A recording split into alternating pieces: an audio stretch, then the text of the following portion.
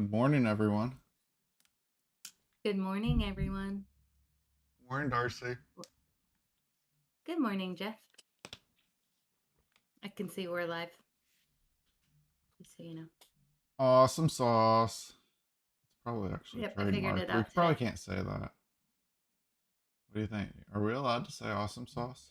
Now I've said it No, twice. We're probably going to get banned. oh, I thought you were asking because we're too old. What do you mean?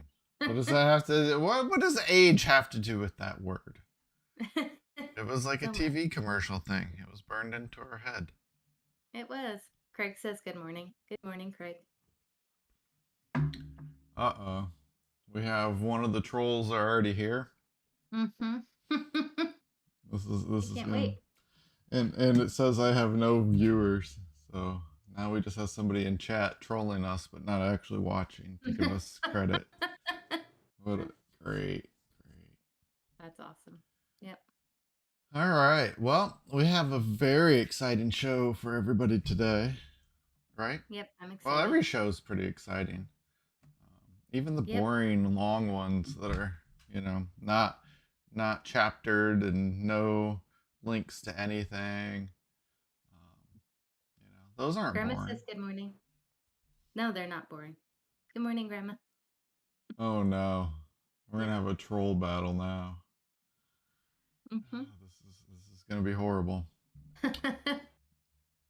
So let's see. I don't know how we're gonna end up dividing up our time today. I mean, normally we'll do our 30 minutes and then a break, but I don't know if we're gonna have good break points.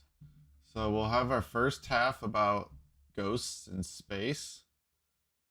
Ghosts in space? That's kind of funny too. Oh, Yeah, yeah. that'd be really crazy. Yep. Now we're like the National Enquirer. We're just making stuff up as we go. Combine two things together that have no relation. Yep, I like Yeah, it. I read I this do. article and then I switched really fast over to this other article. And so doesn't that count? Yeah, as long as you do it quickly. You can't do it slow. Yeah, you gotta do it fast, like mid article. Like you just switch over and you're like, oh my gosh, I was just reading about ghosts 2 seconds ago, and now it's all about space. So ghosts must be in space. Mm-hmm. I guess we're all in space if you think about it. So we'll do Ooh, our deep. ghosts in space, and then we're gonna actually talk about a little bit of programming. Wow, Mhm. amazing. And then we're gonna end with some. Oh, we still never figured out our video problem. That sucks. Watch some cockatoos fighting or playing golf, or fighting and playing golf. Who knows?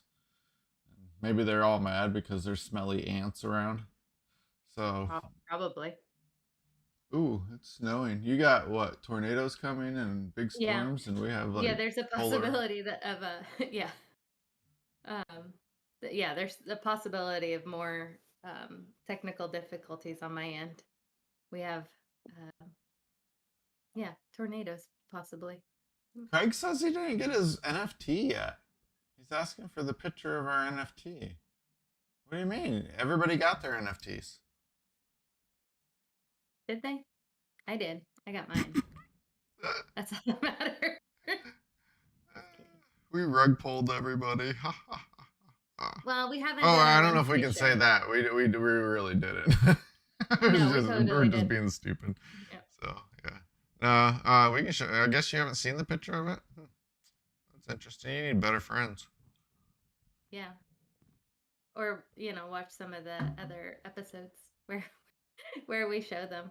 Oh, But we yeah. need better friends. That's what I meant to say. We need people that actually watch our other episodes and know all about the NFT. That's awesome. Yep. Yeah, I don't even know. Yeah. Yeah, we haven't sent it. We got to get you. I'll work with you later on that. Um, I'll get that. I'll get you the test one sent over. But Yep. you can see it if you watch one of our other shows. It's in which one? The minting one. There's like 4 minting I think ones. there was a couple that we showed it and Yeah, we're not gonna show it here.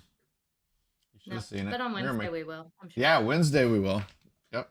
Yep. If you tune in Wednesday, you'll get to see it. So, oh, I like that. I actually checked my MetaMask. I do. I like that. That's awesome. And then he's given us. He says we were mean to him last time.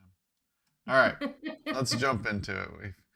Uh, we've conversated with our community. We have a community now. Our two people in chat. Yeah, that was fun. So maybe John will show up today. That'll be cool. Then we'll have a trio. Then we'll have we'll have just such fun community. And if you want to interact with us, we have Discord. So you can download Discord and we'll get you an invite to our Discord. And then you can talk. Yeah, but during the show, I think it's probably still easier because to just talk to us in chat, huh? Don't you think? Oh yeah, we're not gonna answer Discord in our community. Like half our community right now doesn't know what Discord is. So well, and my Discord keeps shutting down on me, so so it's probably not the best during the show. Okay, let's. So, the science of ghosts. Ooh. Do we got like spooky? We should have wore spooky clothes. That'd be cool if we had like wardrobe changes during the show. That'd be kind of cool. That would be pretty awesome. We could probably do that with hotkeys. So my hair spins. Your hair. That's what that is? I was kind of wondering what you had going on over there. It's like a toupee. Yeah, that's what or I guess it would be a wig. Also known as a wig. So, here's what may explain why some people see, hear, or feel a spooky presence. Mm-hmm. I feel that way when Craig's in chat.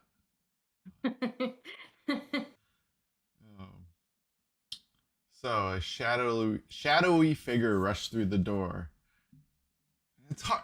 Oh, sorry. It was me scrolling. I was like, man, it's hard to keep your eye on chat. So you're gonna have to let me know if he responds. And read at the same time. So I split my eyes. They had a skeletal body. I know, crazy. They had a skeletal body surrounded by a white, blurry aura. Recalls Dom. What is this? We're reading a bedtime story. This person appears to be explaining when they saw a ghost.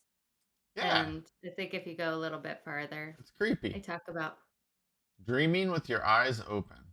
Mm-hmm. Ooh, that's when I've seen some ghosts in dreams. Yep. And they're scary because I've like walked out of my bedroom when I was a kid and sat at the kitchen table and then woke up. And then, yeah. Well, here it says in the middle, it talks about sleep paralysis. That used to happen to me all the time. Where you're sleeping and you feel like you're awake, but you can't move. Oh, that's such a gross feeling. Dom. And then is that his real name? Do you think he's using a fake name in case people would brand him as people to know who he is? Are we past that now when we can talk about ghosts and not be considered crazy? What do you think? I don't know. I mean, I feel like. What do you think about the ghost show people? I mean, you guys watch them. Oh yeah. You guys just went and did your experience. Oh yeah. And when you guys talk to other people, what's your reactions that you get? It seems like almost everybody has like some sort of ghost story, or I feel like a lot of people tell me that they have premonitions and but just in general. So I don't know, maybe it's to say, right? Like maybe people just feel open to talking to me about stuff like that, or you, yeah, I don't know. Like I don't feel like I have a big enough group of people that I talk to that I would be able to say one way or the other on that. Yeah, I've heard of people having experiences. So maybe we should ask our audience. Yeah, if our audience has anything that they want to share, that would be great. I have more of an unexplained flying object, or I forget what UAP, I think is what it's supposed to be called now instead of UFO. Um, but I don't have as concrete of ghost experiences. Now I've experienced that feeling, and I believe I've seen, I've had a couple weird experiences, but they're not as vivid as the UFO, and not at the same time I can't say the word, but you know what I mean. Yeah. Backed up by There you go. another person at the exact same time. I mean, it's not like I was sleeping or I was by myself or I was the only one that saw it. I actually, so that's why, like for me, I would tell more of a UFO story and less of the ghost stories because I don't have as many of those experiences or any that I can really definitively say, nope, 100% believe. And this is not like me saying I believe that I've seen aliens. I've just seen objects that can fly insanely fast. So that's what Hmm. I've seen. And I've seen them Yeah. like close. So, but what do you think? You've had more Yeah, paranormal I mean, experiences, I right? feel like yeah, I feel like I've seen ghosts and that I've lived in haunted houses, but at the same time, I also believe that it's there's um because we do watch the ghost shows and stuff, and so they'll talk about how if there's a lot of um well, they call it EMF, but if there's a and it happens naturally where there's a lot of electricity. So it can raise like your body can feel it and it can kind of make you hallucinate. It can make you have like those weird like your hair stand up and make you feel weird. So it's like was it although I feel like I've seen things and I feel really confident that I have at the same time could it be explained by something like that? And I feel that that's equally possible. So um, I don't like I believe what I've seen. I also believe that there could be an explanation that is not ghosts. So I don't know. Like, uh, is that like the weirdest, like middle of the road? No, Like, it because could go either way. I just like I believe that I could have misunderstood what I saw, and you can't always trust the things that you see. But But yeah, that's we've the got pictures. interesting thing because I think it almost ties together with what we talked about last time with consciousness and doing that brain scan when somebody died, Oh, yeah. That was right? so cool. Yep. Okay, I so was talking about that for a couple days. let's think about this. So let's get away from creepy, scary death part of it, right? Mhm. Let's go with where you have haunted places and tie together nexus points for magic, right? Just the idea and the theory of it, right? Okay. And for those that may not know, just what ley lines of more intense magic. So it's just areas in the world where there's the theory behind it is that that there's more magic in these areas, and they're covering the world kind of like longitude and latitude lines. Yeah. And Well, and not right, just but go ahead. yeah, Yeah. it's like, I mean, magic makes it sound Well, and that's I what like that word. Yeah. I'm going with the mythology part on purpose Yeah. because that's Well, that's but like there a good understanding I think of yeah. vividly been shown. But what were you gonna Well, say? I was just gonna say I don't think it's like is I'm just pulling it up because I'm just curious, like, is it oh, I see. All right, never mind. I thought that there was like other but they're straight alignments drawn between various historic structures and prominent landmarks. Okay. I just had to look it up. Okay, okay. So then I'm there's back a on little board. more to it. Okay, was I describing it close enough to what you're seeing? Yeah, yeah, Okay, cool. absolutely. So that has been the historical like mythology, fantasy representation of it. Okay, so then you got ghost shows and you got all this other evidence, and now we're seeing the brain scan, right? And we were kind of Mhm. talking about it could be a download and how do we get consciousness and what it is, and that there could be just a missing fundamental law of nature that we're missing, and kind of like dimension kind of thing. Mhm. Um, all that really could be the same thing. That's what I was Yeah. just, as you were describing it, being in the middle of the road, and that would fit in also with, there's a theory with UFOs that they're really not extraterrestrial, they're that same kind of dimension. And if you look at like how, if you look at things represented in 2D versus 3D, how you would see that it's kind of like there's a paper experiment and what it would look like to the people in the world of 2D. So then if it ever got to 4D, then what we're seeing actually could be explained by that.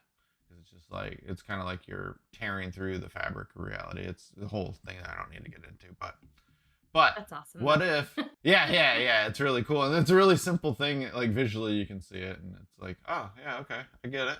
And that's what we just can't register what's going on, and they can't, it can't be shown. And that could be kind of like what we're seeing with ghosts, and Mhm. why it's kind of like that glimpse into that layer of consciousness information that always is around. And maybe that is the same as magic, these ley lines, it's just all the same kind of thing, and we just still haven't been able to figure out how to explain it. But this I article like that. totally dismisses it. Yeah, Right, well, and just says yeah, I do have it's to say, a condition. like, well, yeah. I mean, um, I feel like this sleep paralysis could totally um, debunk, right, a lot of stuff. And well, like one thing that I thought was really cool and why I wanted to bring this article up, is because until I realized, or until I found out about sleep paralysis, um, it always scared me really bad. You wake up, you can't move, you feel like there's somebody standing over you. I've had like some really crazy things. I felt like I'd seen some really crazy things. But once I realized that this is um, a common thing, that when it would happen, I could fall right back to sleep. I totally did. As soon as I found out this was a thing, I slowly started not being scared. I started um, being able to like snap out of it a little bit faster, but I was also able to just go back to sleep. And um, I can't even think of the last time that, I mean, it hasn't happened in a long time. The last time I remember it happening was probably like 15 years ago. But before that, it happened all the time. There probably wasn't a month that would go by where something like, even just a moment of that. And it was always really scary. And anyway, so like but the things that I've seen with taking those sleep times out, like most of my experiences have been awake and like just Well, not so it says feeling. paralysis is like dreaming with your eyes open. Mhm. So you would Yeah, have it's that super feeling scary. like you're awake, right? Yep.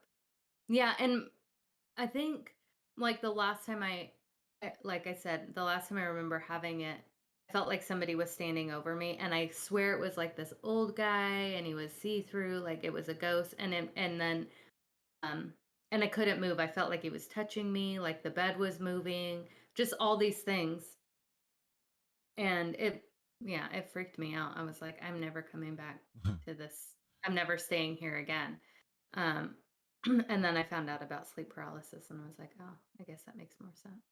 Yeah, they're like, And though your eyes move, the rest of your body can't. mhm. It's paralyzed, most likely to prevent people from acting out in their dreams. They could get dangerous. Yep. This is an interesting section, though. You don't have to experience paralysis to sense things that aren't there. Have you ever felt your phone buzz, then checked to find that there was no message? Have you heard of someone calling your name? No one was there. Have you ever seen a face or a figure in a dark shadow? These misrepresentation or misperceptions also count as hallucinations. But it was interesting in this section caught my attention. The brain has a tough job. Information from the world bombards you as a mixed up jumble of signals. The eyes take in color, the ears take in sound, the skin senses pressure. The brain works to make sense of this mess. Think about that from a programming standpoint. That's why we haven't created like crazy robots yet. It's a lot of information to process. And the brain's good at it. So it's good Mhm. that it sometimes finds meaning. Oh, it's so good that it sometimes finds meaning in meaningless things. Oh yeah, like the face on Mars Mm-hmm. You where experience. Oh, we can see things that, oh, sorry. I no, was no, just going to yeah, say where you see faces when there isn't a face. That makes a lot of sense why we would see ghosts and stuff. yep. Maybe they're just like a combination of things. When you Okay. experience, whenever you stare at clouds, see rabbits, ships, Mhm. faces.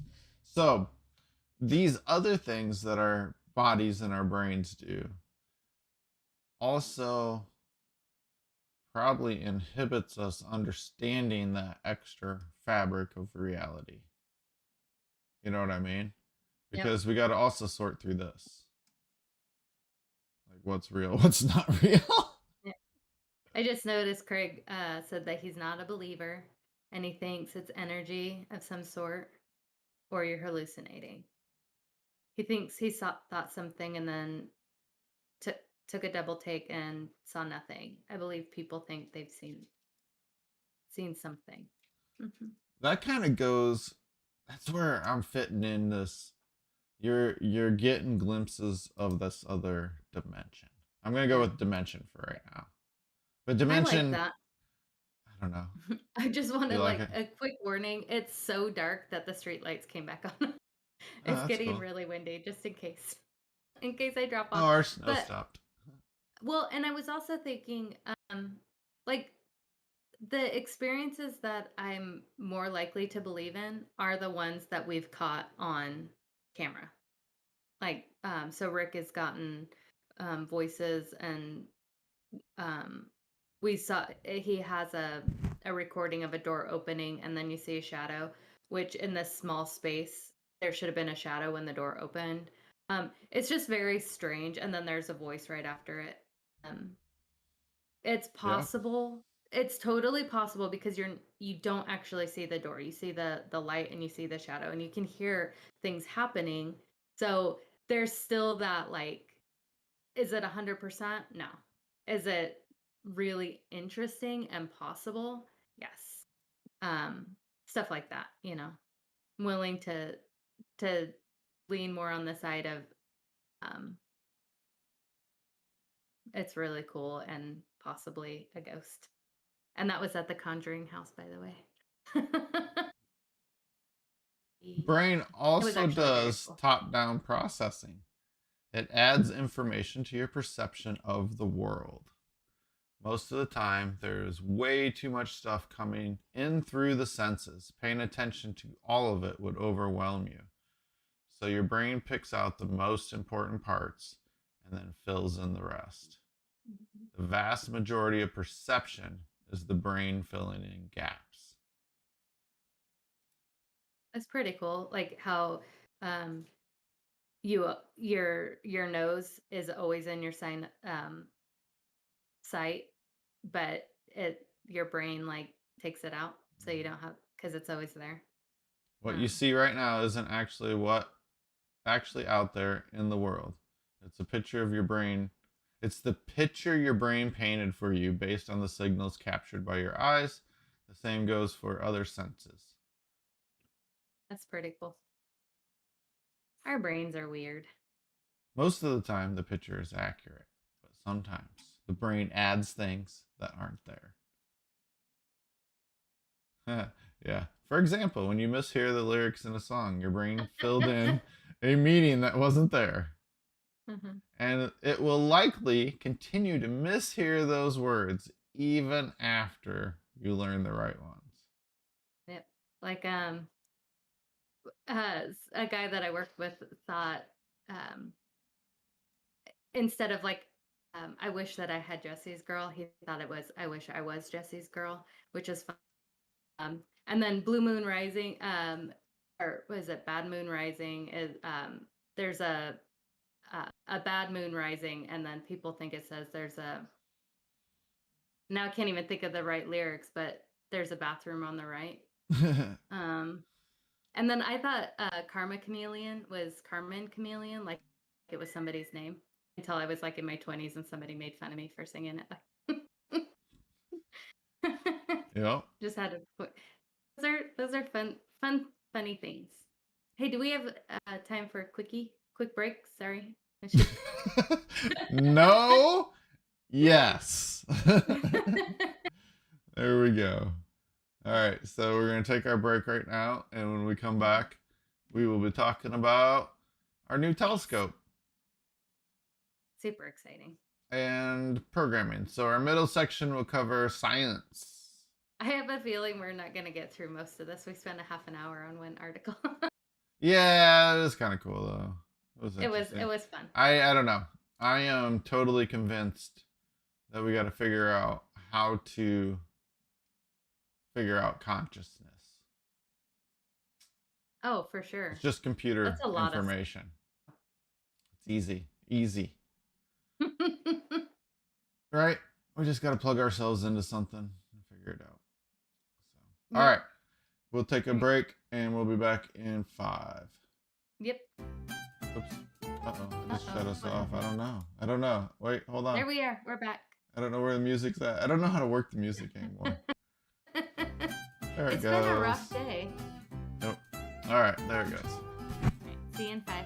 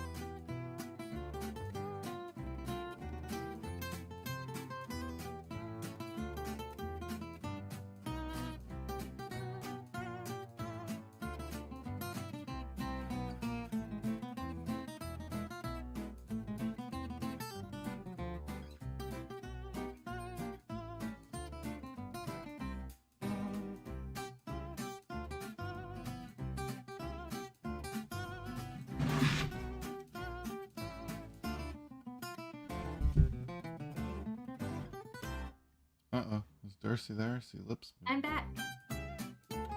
I'm back too. All right. So we're back.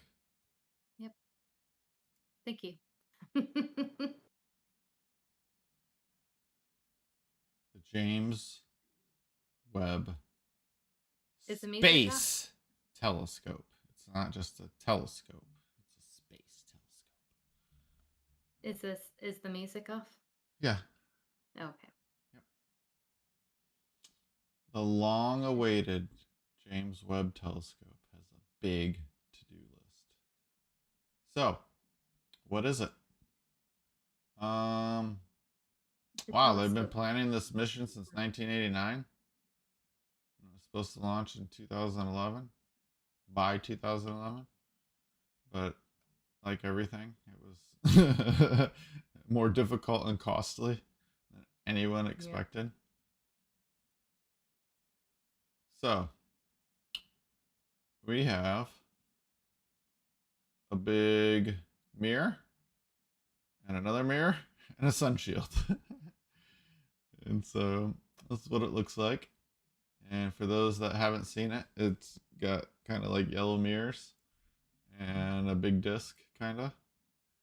And it was really big and took forever to build, obviously. Yep. What, you like my descriptions? Yep. I do. And it can look back in time. So that Which is is so cool. very interesting. And we will cover how it does that in the coming months. Because there's a lot to take in. That's why I'm trying to just be, in a way, basic. Yep. I don't understand much about it, but I think it's super cool and interesting. And it sits, we're going to talk about where it sits. Um, yeah, because it can look back because of time and light. I think And that's like one of my favorite things. I love watching stuff where they're talking um about space and how if they can look back in time and why it's like that. It's just like one of my favorite things to learn about. and so it is 1.5 million kilometers away from Earth. Wow. After a month? Yeah. Oh no. Yeah, I think it's already there. It's been there for a little bit. It's been cooling. It's in the cooling phases right now. And that's really cool. That's the part that fascinates me. We'll talk about it in a sec. The telescope is spending its first month after launch getting to the point, unfolding its sun shield and mirrors. The sun shield will face Earth and the sun at all times. This will keep their light and heat away from the telescope's sensitive instruments. And once it's at L2, which is the position where it sits, the telescope will spend another 5 months turning on and testing scientific instruments before collecting data. So it's going to be still a little bit. Blah, blah, blah. We won't talk about that for right now. Yeah, talking about having to do bug fixes in production, huh?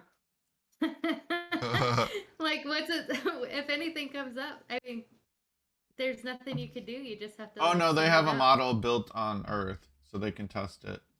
Yeah. Well, yeah, On, but there's still some things that I oh, mean, it yeah. happens every time we send something into space. There's only so many things you can account for. You just gotta like make it work once it's up there. I don't know. All right. No, you're exactly right. And so we'll go on to our next tab.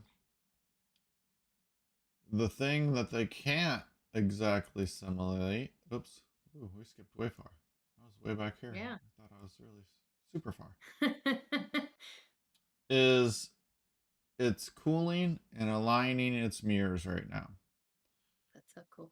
So Everything's this been is super successful. Oh wait, here's where it's at. So, sorry, I wanted to go back to this. Here's Earth. So it had its sun shield and its mirrors, and it got to L2, so it sits there. And then once it's been sitting there, it's cooling. And this looks, I don't know what is this? months, maybe. I don't know. I don't know what these numbers represent, but it says it's right here. This must be stage 4. Who Maybe knows? week Step because 4. Nope. oh. Oh, steps. Yeah, because where L2 is, you can vaguely see 4.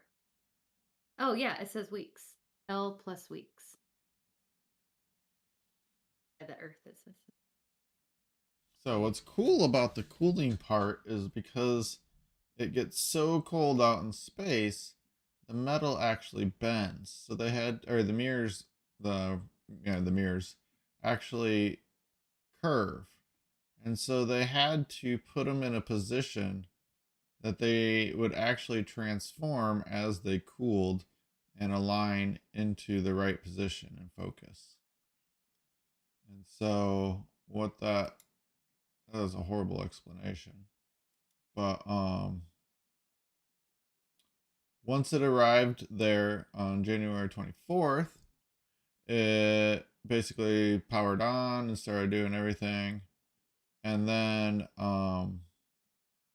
it's going to reach 120 kelvins, which is minus 244 degrees Fahrenheit or 153 degrees Celsius.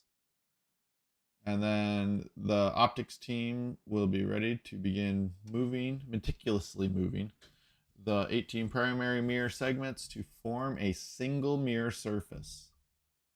The team has selected the star HD 84406 as its target to begin the process. It will the first object the thing sees when photons of light hit the instrument's powered on detectors. The process will essentially create an image of 18 random blurry points for the first few weeks of the mirror alignment. The team will keep the instrument trained on the star while they make microscopic adjustments to the mirror segments. Ultimately, that collection of 18 blurry dots will become a focused image of a single star. Cooling of the telescope instruments will continue over the next month, with near infrared instruments ultimately reaching 37 to 39 kelvins. The crypto cooler will cool the MIRI to 6 kelvins in the following months. So it's going to get really cold. Mm-hmm. And so here's what you got. You got it's going to look like this, super blurry. And they're going to make it's going to have 18 points. They're going to make adjustments and more adjustments, and then you'll see your single star. And then they know it's all aligned and ready to look at crap stuff. Yep, Isn't that kind of cool? that is super cool. Yeah, I'm just like trying to think of like all the things that I have a hard time doing anyway. I don't know. And trying to plan out what it's gonna, what the metal's gonna do in space and the mirrors. Mm-hmm. And at temperatures that are really hard to achieve here on Earth, I'd imagine. Mm-hmm. So this is on February 3rd. This week, the 3-month process of aligning the telescope began. So it's going to take 3 months from February 3rd, 2022. They got their first pictures. They started. Um, I guess here's a picture of itself. That's cool. It was a mirror selfie. Technology. And then I think this is they do actually. Yeah. There's the first official picture, I believe. So that's supposed to just be one star, I think. But I'm not sure. Let's see. I don't know. Webb's Oh, fine guidance sensors guiding image array. So let's see, B4, B4, C4. Oh yeah, that's really messed up. So they gotta align it. Because it doesn't mean that it's gonna be perfectly like this. Maybe this is how it started. And then they had to adjust the different ones to get like, knowing that yeah. this one's gotta end up over here. So we're looking at a picture where it's just a bunch of, it looks like a bunch of stars, blurry stars, and they have what they're trying to get everything to start out being aligned. And then yeah, they probably focus it, so then it just follows the pattern because it's just math. Um, that's cool because this is I'm going backwards or forward in their Mhm. blog to catch up. So the age of the universe when light set course towards us. Oh, we can't get this far because this would be something else. Let's see if there's anything else. And that would be February 24th. Oh, no, they're still not done. I was like, wow, they're done. February 25th, they're still working on it.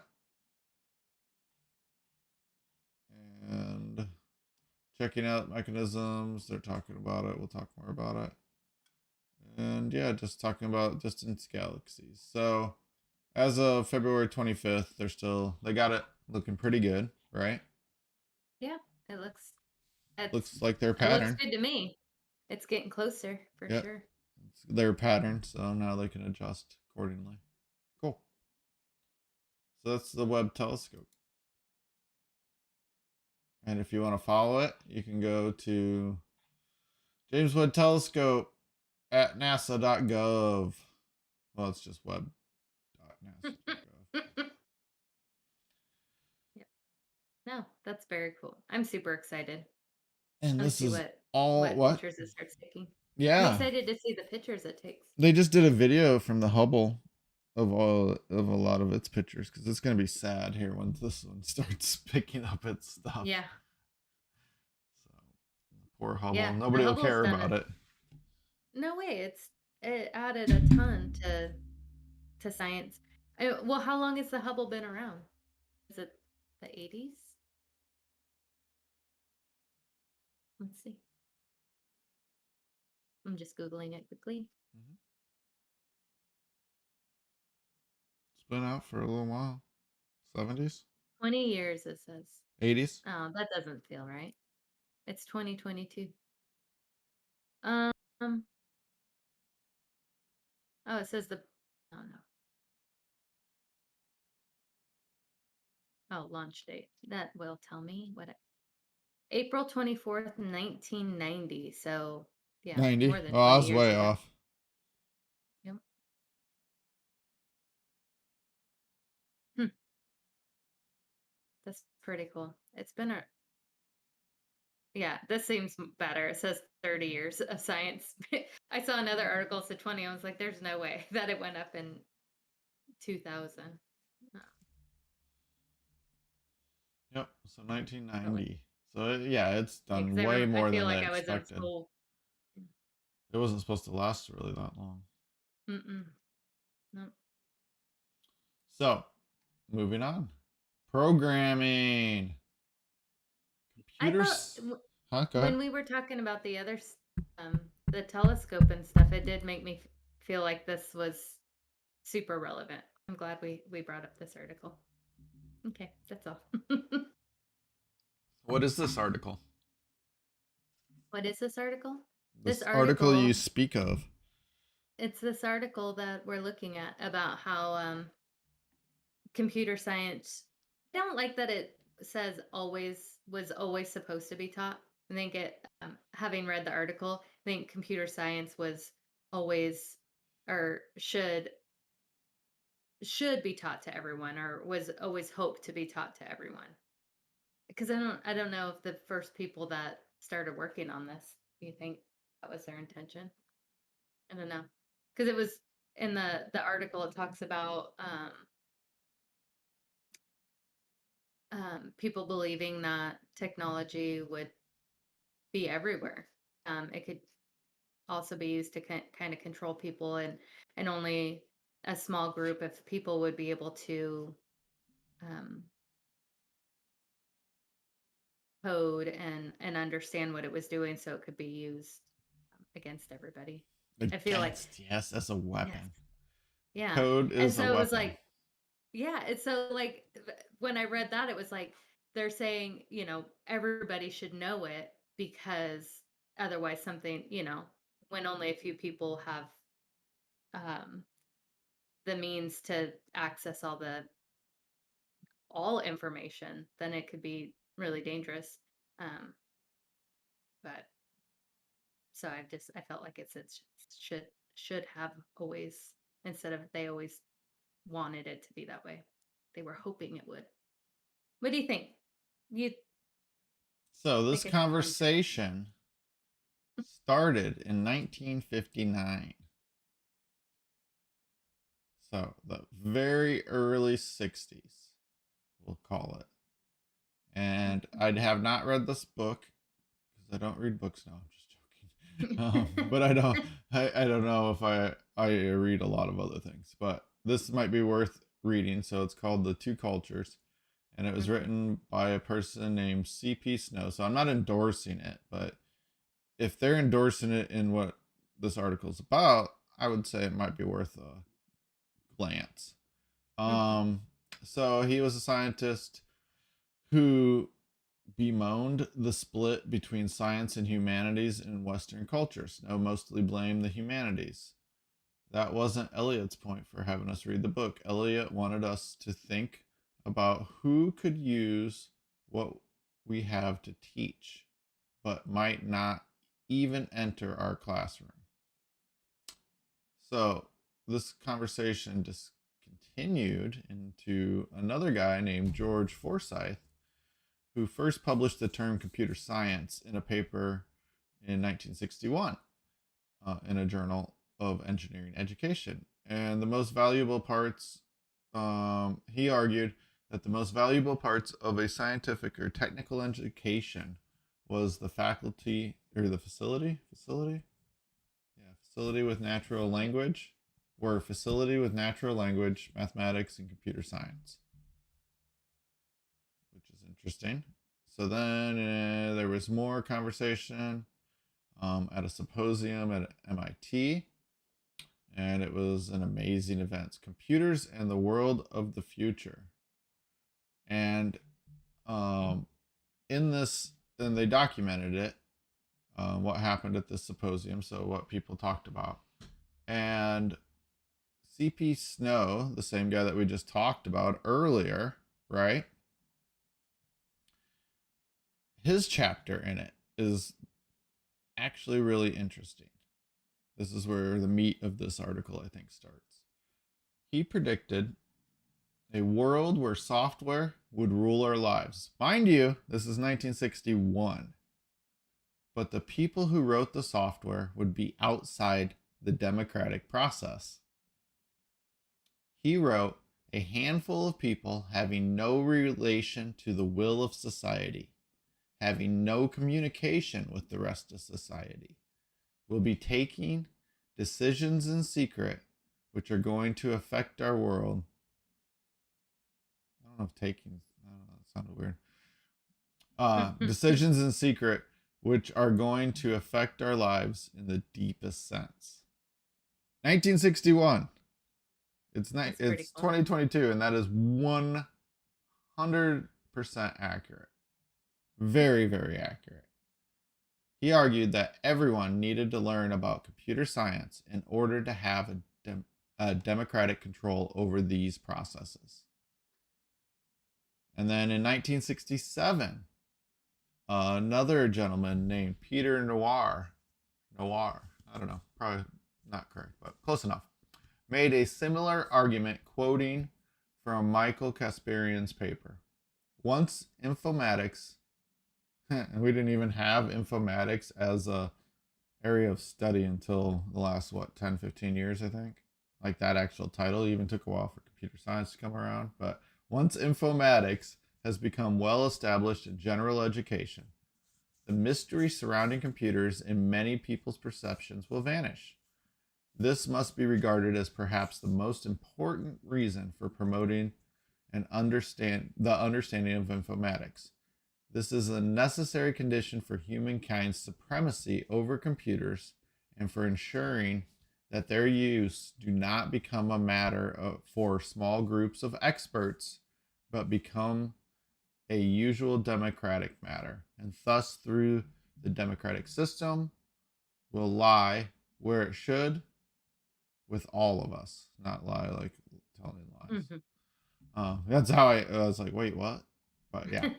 So, um, what he just said is that when everybody understands what's going on in the code, then you can actually talk about it. And it's not that you got a code, but you have to understand the building blocks, what was taken to build that, how much it Mhm. affects, what happens. We're just now starting to discuss all these things, right? Yep. Having the correct safeguards in place for children and people that shouldn't be in areas they shouldn't be. Um, Having information shared or not shared. All this were discussions that they had during the 60s, just throughout the 60s, from very well learned computer scientists or other thinkers that weren't necessarily computer science. So you don't have to, it's not at all talking about you have to learn the nuances of how to actually write code. It's the fact that it should be taught so that everybody understands how it works. Yep.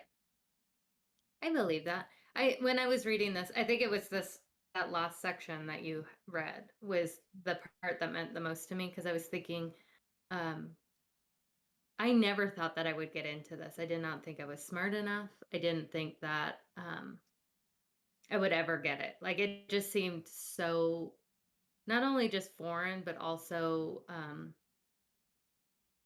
like you needed a certain kind of um, brain to make it work. Like how a painter can paint and a singer can just sing and a, a piano player can play. I thought it was like that with computers too. Like you had your brain had to work in a certain way. Um, and maybe part of that's true, but it doesn't mean that you can't understand it at the same time. Um, like you can and so I think um and just like science in general. Like I hate doing like being a girl. Um but growing up it just wasn't really a thing for,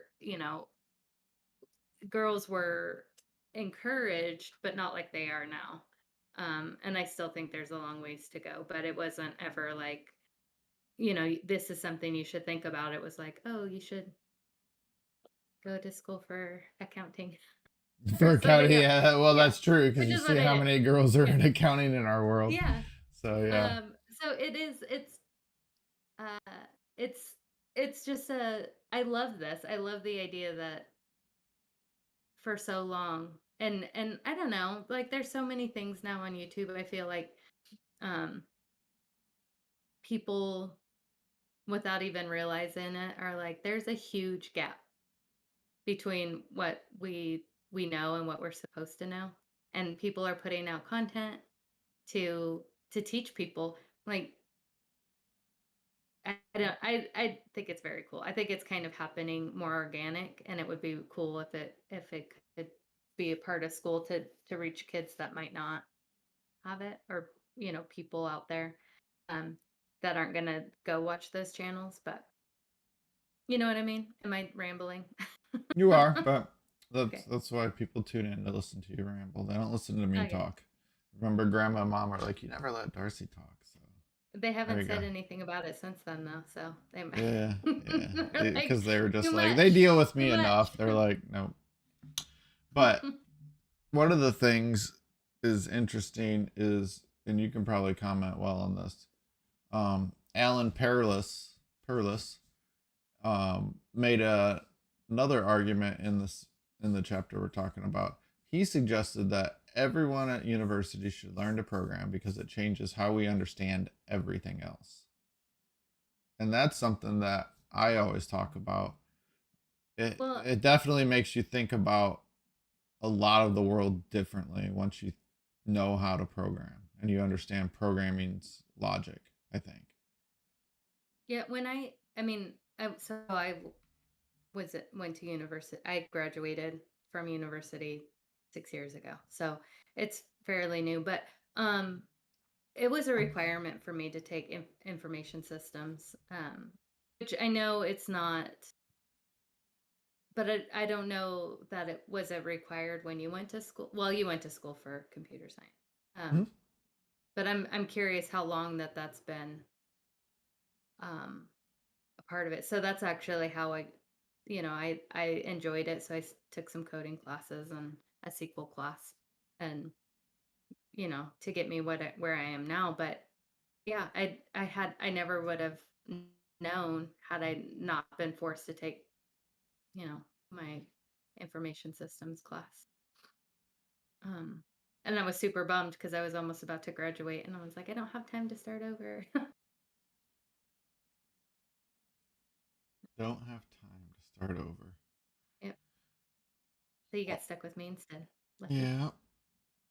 I'm trying to see what else we can pull from the article because I think that was the main thing. It's not that everybody should just go out Yep. and learn it. Well, everybody should. I have that opinion, but I think it shouldn't be university though. I think it should be um, definitely needs to be taught in elementary school in yeah, elementary.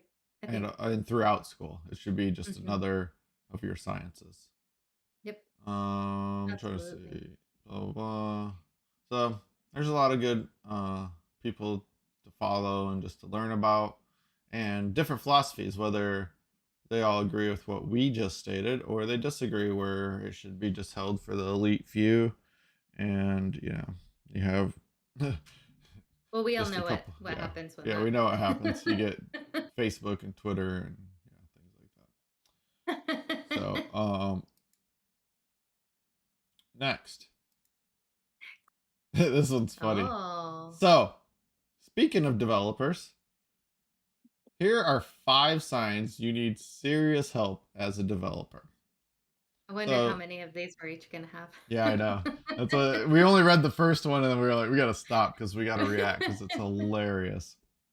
So, recognizing the problem and succeed, or ignore it and suffer in your career. The choice is yours. So you've decided to become a developer, and maybe you feel you're struggling, or maybe you work with people that are struggling, or you see it.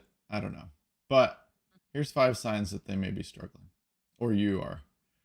Yeah, You ready. constantly struggle to understand requirements. So typically in our Mhm. world, you're given requirements. You got to read them. You got to interpret them. A lot of times they're written in plain English and not code, and they aren't very thought out, or they are super thought out and super confusing. Then you got to interpret that, and then you got to figure out how it works within the system. And there's a whole bunch of um, figuring stuff out. Yep. Even if it is written as a paint by numbers, we've had that too, right? Yep. Where it's super easy to Yeah, those can follow, go all makes sideways just as sense. fast. Yeah, those can be just as bad because you don't think, you just Yeah. follow. And so, I would say this is super important. You should not write a line of code until you have a very clear understanding of the requirements. So, if you do not understand the business request, you cannot produce quality code, even with excellent programming skills. You could be the bestest programmer ever and write The completely the most book wrong pages. thing. Yep. That happens often, because you don't ask enough Yep. questions, or you just don't know how to do it and you just want to look good. I don't know. I'm trying to think of Well, you know, what also happens is you think you understand the issue, you know. things. I Yeah. mean, that's happened to me. Y- Those are the ones that take months. When you feel like you know exactly what the problem is, and it keeps going back and forth. After like the second, I've learned, and not to say that it's never going to happen again, because it's just one of those things that happens. But if you go back and forth twice, it's usually my cutoff for like, okay, clearly there's a huge misunderstanding here. Yep. Either I don't know what I want or what is being asked, or the person that's making the request isn't doesn't know what they're asking for. Yep. um, So you so should yeah. never accept it if you don't understand it. Ask Hmm. questions until you're Yep. completely clear. This one I always told you probably, and I tell everybody, you got to understand the spirit of the request. And the way Mhm. they describe it, the why and how of the requirement. Why do you need it? And how does it help them?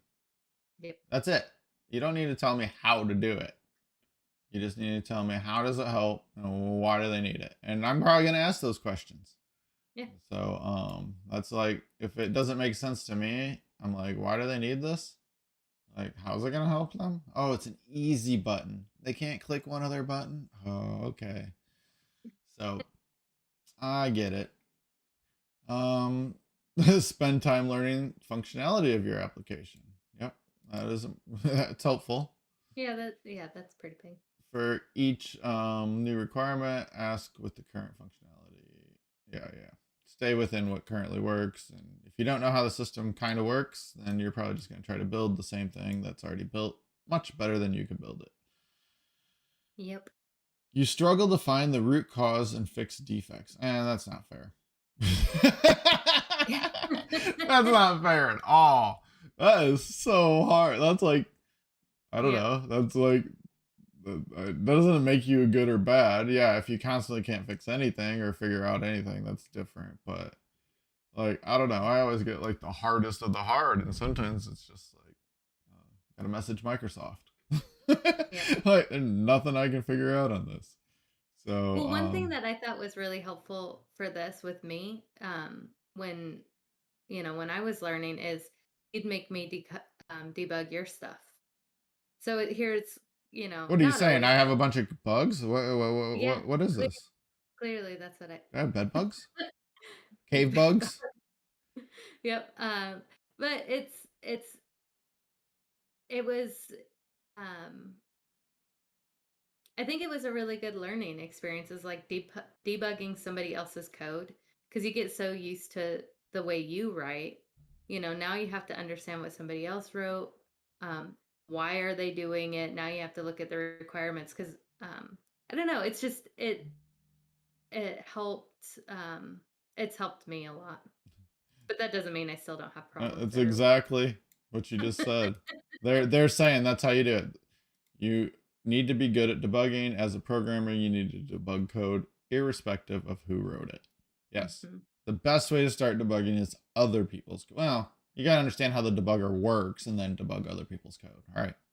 Yeah. That helps you learn how code's structured and what good code or bad code looks like, or what working code or what patterns, and just all kinds of stuff, and kind of some standards.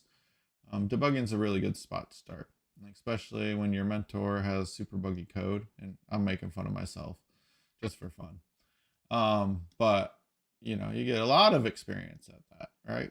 So, Yeah. no, just Well, even like standard code will have joking. bugs, or Yeah, we're it's trying to just figure like, out what Microsoft was really trying to yeah. do there. Yeah, Yeah. and this statement is so important.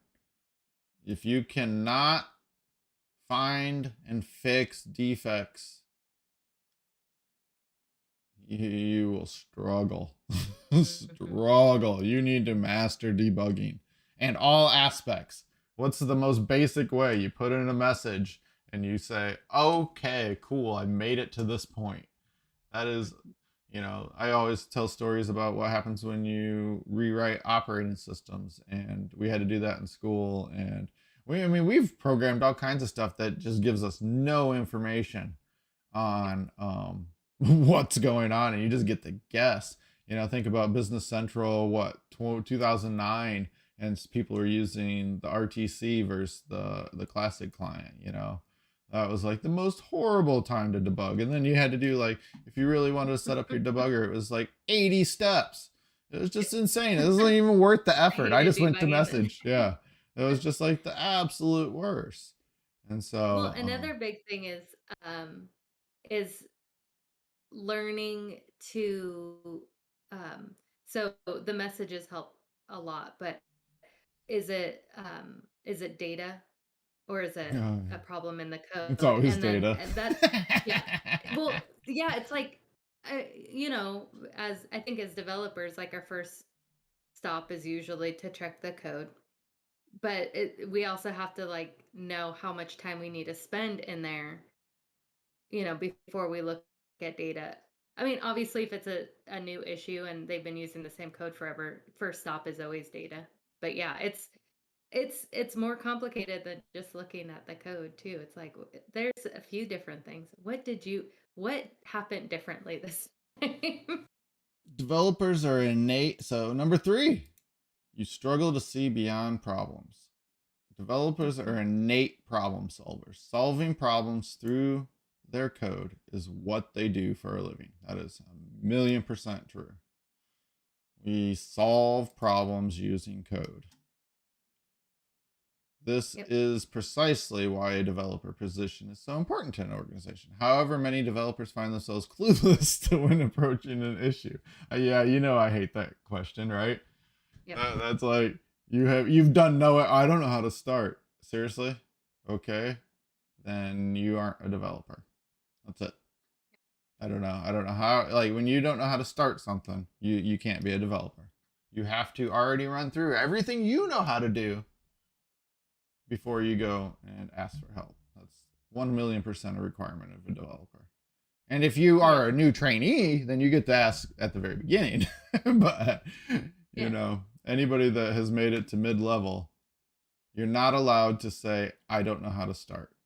I don't, I think that is a requirement, right? I mean, Yeah. you can't be considered non entry level if you don't know how to figure things out, or at least start. You Well, don't know how to figure it yeah. out. You just need to know how to start, and not start. This doesn't mean you need to do it right. Just you got to run through all your troubleshooting steps that you know how to do, just like turning on and off a computer, right? Right. Yeah, it doesn't happen as often lately, but when I'm having a really hard time just starting, that's when I break out the whiteboard. I'm like, you know what? I'm just going to step outside of the code and just write down what the issue is. Like, what am I trying to do? I'm starting here, I'm going there. Yep. Craig Write it says in words, developer right? equals professional Google user. Yep. Absolutely. Yeah, just write it down. So then you're like, oh, okay, to be able to do this, I need a code unit. To do that, I need a table or a page or whatever. Like, do I need a report or, would it be Yeah. easier to use queries instead of, things like that? Just write it down. That's what I like to do. Here's funny. This one's funny. Don't try to prove the problem is bigger than anyone can resolve. Yep. That's so funny because yeah, there is no problem that's unsolvable or doesn't have a workaround. Yep. So yeah, I just always my answer is if it's I can't, I'm like I've done all I can with this. You need to give it to somebody else Yep. to try, or I need somebody else's eyes. That's Or also or are we making is um I think another thing too is deciding, is the request so far out? Like, is there benefit to automating this um, thing? Or like, oh, we want to um, we want to I can't even think of something. We want some automation. Um, I'm trying to think of one that I got and I was like, the the request was, we're doing it this way. If we automate it, like, okay, well, if we automate it, it's gonna take, like a month. It's gonna, it's gonna be pretty complicated, or we just do the standard way and it's, one extra click. Does that make sense? Then that's when you have your conversations with your people and just because I feel like people want to make things, they think they're making things easier when it's really complicated, and that yep. could And be. that's breaking it down into small chunks and Mhm. then finding solutions for each thing. Or You being feel like, oh, that's oh, standard. software development is a team game. Oh, we talk about that so much. Mm, It's a family. It's us versus the yeah. functionals. Putting that out there. It is. It's 100% a team game. Everybody has to contribute their part for the team to succeed. That's why it's so important that your team is all on the same page. Everybody's doing things the same, similar, not the same, just similar. Mm. And everybody has the same goals in life and the same, just all of it, right? Maybe not the same goals I in know. life. I That's know. It I was a I little bit do much. like the idea though of like when we've worked together, uh, where we had meetings often, and it was just like not just for our team, and having meetings where it was just, what are you working on? Everyone talks about what they're working on. Does anybody have any roadblocks, any issues? And then you get a look, so you always know what everybody's working on. If they're doing somebody's doing something that you find interesting, then you can like check in on them, look at their code. You're constantly learning new stuff, seeing how other people do things. It's like a really quick way to learn new stuff. I think it's helped me. Sorry, I'm like all hopped up on caffeine. It's funny.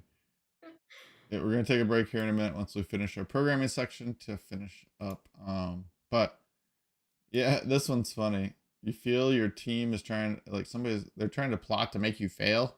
I've never experienced seeing that on any team. Like from the developer Yeah. standpoint, maybe management tries to make us fail, but Yeah, uh, make uh, not uh, helping us to stay together, be a yeah, team. not keeping the family together. No, Yep. I don't know. And they got their people they answer to, but I don't know. I don't go with this because this is like if somebody's trying to plot, I don't know. It's just that's like they're putting effort into the wrong spot. Like they should be concentrating these other areas and not like trying Yeah. to make your. There's plenty of programming jobs, plenty. So you don't need to like plot against anybody to make yourself look better. Just get skilled up. Just skill up, and you'll be better just with that. You'll contribute more to the team. You'll feel better about yourself. You'll have confidence. Skill up. Yep. Don't be like that. That's just silly. So I'm not even gonna cover that one because that's just Yeah. Get stupid. out of Oh, if here. you have Yeah. that type of problem and you work with a team that is all like that, leave. Just leave. Run. Yeah. Just leave. It's just the way it You'll is. probably make more money and you'll be happier. Yep. So, And yeah. even if you don't make more money, just run away from a toxic situation. That this is like not common, I would say. Okay, wait, I take that back. It's probably very common in real software development place. We do consulting. So ours is a Well, little different than real software cuz you got to think of when you work at building a video game, mhm, you to I believe my perception of how it works is you gotta excel because everybody's the same. That skill set's the same. Same with websites. So if you work in those types of businesses where you have a lot of the same skill set, I would imagine it's a lot more cutthroat. And it'd be people, competitive. yeah, Is this competition or is this somebody well, actually plotting to and make you fail, that's what I think you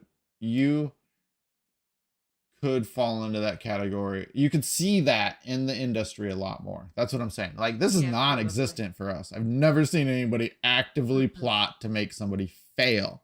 Well, I take that back. I think there was one person a long time ago, and him and I didn't get along. But I don't know to what level that it would be. More just keeping things secret intentionally, stuff like that. It kind of might fall into that category. But um, I don't think I've ever experienced that. What about you? I've worked with you for a while at times. Yeah, Yeah. I've never had felt like that at all. I also never feel like people are plotting against me just in general. What was number 4? What did it say up there? Like you feel like everyone's trying to get you. Yeah. That's And we're talking about not work. something that We're yeah, not that's talking not about the something ghosts. yeah. Yeah.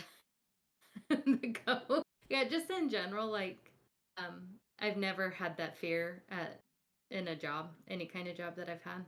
'Cause I was like um because I feel like that's more of a personal problem. Like if you feel like you're gonna get fired or you feel like clearly you're not. feeling confident in your job, and so what do you need to do to change it? Do you need a different job? Is it too hard? Is it, you know what I mean? Like, so that's how I feel And about that leads right into feel overworked and overwhelmed. Yeah. it. Yep. You feel like that when you become really good at programming, and you also feel like that when you're not very good. In the middle is when you're the happiest. Yeah, I'm in the middle. I'm in the middle right now. Oh, that's the best. Cause uh, yeah, we won't comment in case Yeah. individuals ever listen. Um, Yeah. so moving on. This is how to identify that you need help. Here's how Mhm. things that we can get help, and we're going to go through these quickly because you can. I mean, everybody's a great programmer, especially the people listening to this are all programmers. So I don't need to talk about it. We all experience it, right, Craig? Um, don't give up on a problem. Write your code as if it was going to be displayed in a presentation. Oh yeah, do that Mm, all the time. yeah. Write your comments if as if you had Alzheimer's and needed explanations daily. Yep. Yes.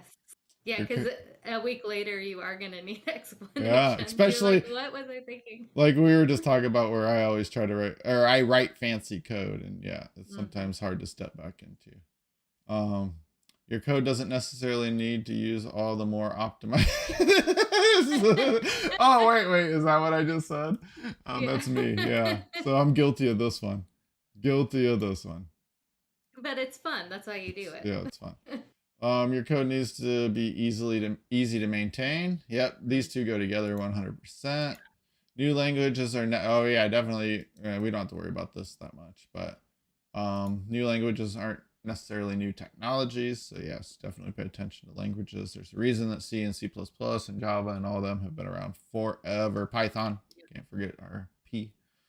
Knowing how to solve a problem in a particular language is one thing, but knowing what the language is capable of is entirely different. That is so important. Oh. I say that all the time. Mhm. You don't just use the language for the problem. You pick the wait, I don't know. Whatever I just said, it might not be correct. You don't You have to step back and think about it. wait, I gotta think about how to say it. Because you pick the language based off the problem. You don't Mhm. apply the problems because that's the only language you know how to write it in. Something like that. I don't know. So Yeah, you do say basically, you that. need to just do it according to like pick the tool out of toolbox.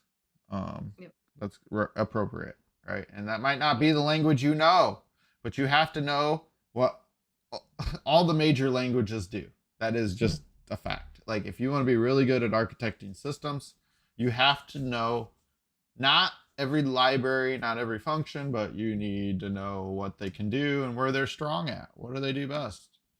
There's some things that C++ is really good at. There's things that C is still really good at. There's things that probably like Fortran and Cobalt and all the ancient languages, as I call them. Things like that. There's things that AL is no, it's not really good at anything, but I'm just joking. Um, We you love know, AL. yeah, we love it. How I do. But yeah, there's you got to know how that's so important. Knowing how to solve a problem. Yeah, if you're spending a lot of time thinking about a specific solution that isn't domain specific, don't be shy to look at. Yeah, just Yep. what Craig said. Developer equals professional Google user. That is a million percent. Yep. Million percent. And you need to be really good at Google searching to find information. Period. Because what you find at the top isn't always the best, but sometimes Well, you and just sometimes the solution, you know, there's so much stuff out there from you. Well, you brought up 2009. There was a while ago I was looking for something, and the only places I could find it were around now 2009. So I looked at a few different things, and I like was able to figure out my problem.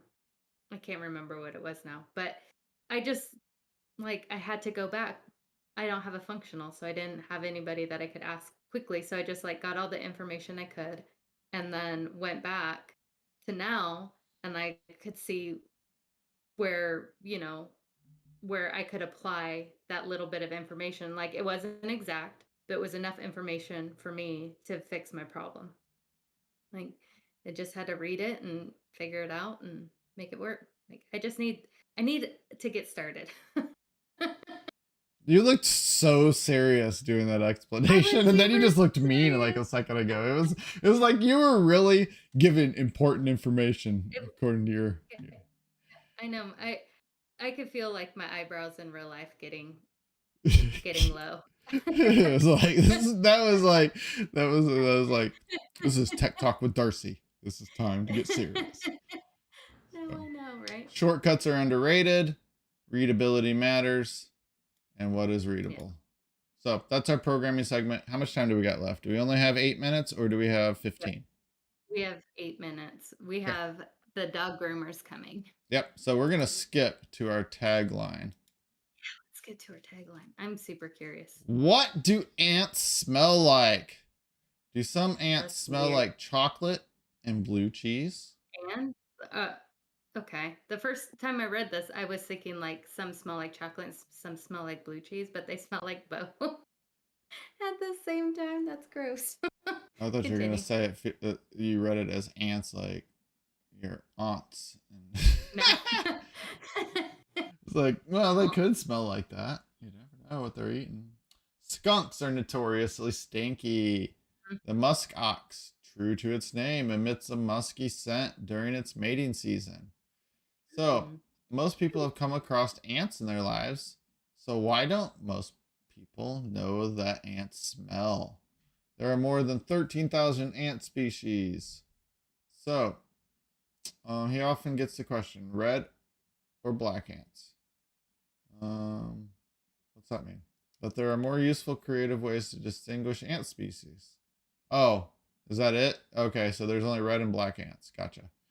And then one of them is by smell. If I find a species I'm familiar with, I might pick it up and crush it. The smell can. Poor ant! Jeez. The smell can Jeez. sometimes. This went really dark real fast. Totally did. We're like, I thought, I thought we were just gonna like kind of kneel down and smell them, or like there's like an ant hill and you kind of stick your face in it. Maybe they crawl on your face and you can smell them. Yeah. So you crush them and you can smell them. Not all of them are odorous enough, so we're gonna have to just kill like millions of ants.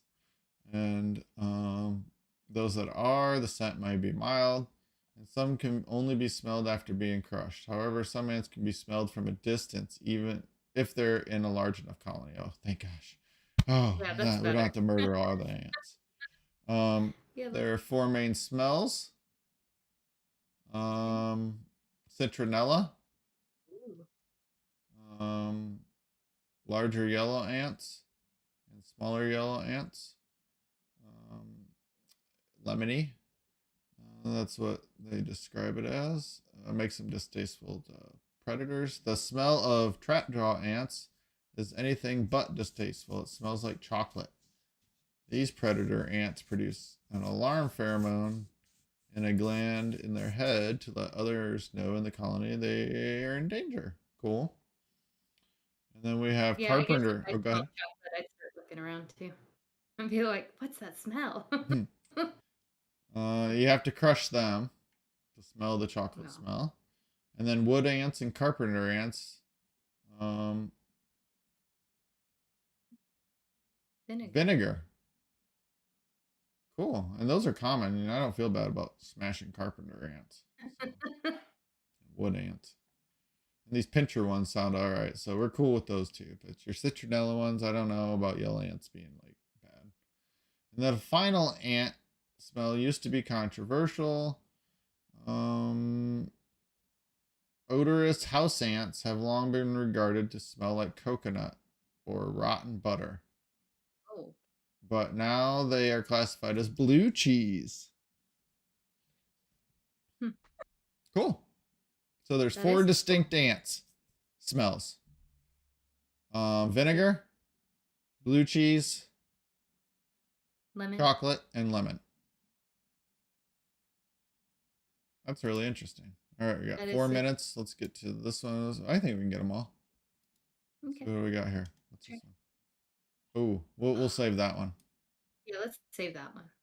I'll just pull I that don't know off why I said somewhere. that. Yep. All right. So watch the amazing video of cockatoos that learn how to play golf. Oh, that's Okay. hilarious. So they pull on stuff and um, yeah. So they just pull on a lever. Oh, where's our video? You stuck in a commercial? Maybe. I just lost my mouse. Okay, Oh no. it's back. Uh, two ads. Really? The same ad again? So we're watching a video with no sound. Maybe in a second. It's just a commercial. So Maybe. we're advertising for the Galaxy 22 Ultra. All right. Huh. Figaro's technique. Okay. Come on, buddy. You can do it. Oh, Whoa, you whoa, didn't get whoa, to. whoa! What just happened? Oh, you just put it in, but they're. I gotta stop moving my mouse. Yeah, stop moving your mouth. Really? Oh, it keeps stopping so that you can read what he's doing. Yeah, hold on.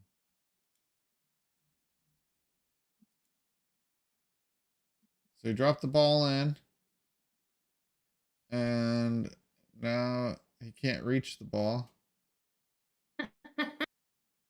That's hilarious. It's not really golf. Yeah, It's more like this was some serious deep fake clickbait. yeah, they got us. Okay, so now they stick the stick in, and he hits it, and he gets it That's in the hilarious. hole. Okay, that's cool. He's playing. I'll give him that. Oh, look at there. He's got some feathers missing on his head. Well, they had Did to he do four? shave him. He was like, I need a new haircut for my famous video.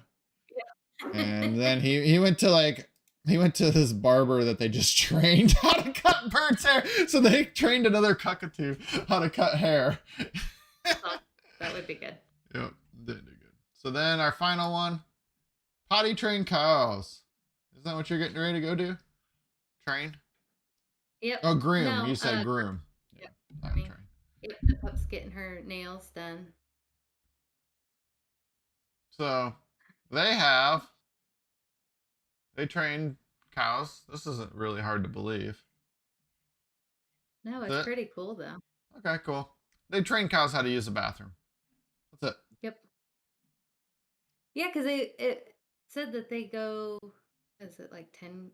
I don't know. They pee a lot. And it can get into the soil and into nearby waterways and pollutes the air. Oh yeah, air and water there. And so I don't know. I think that's pretty cool. Um, Yeah, no, I mean, it's like people training cats, which aren't traditionally something that would climb up on a toilet and use it. But mm, I've seen those videos where they've trained cats to use a bathroom toilet. yeah.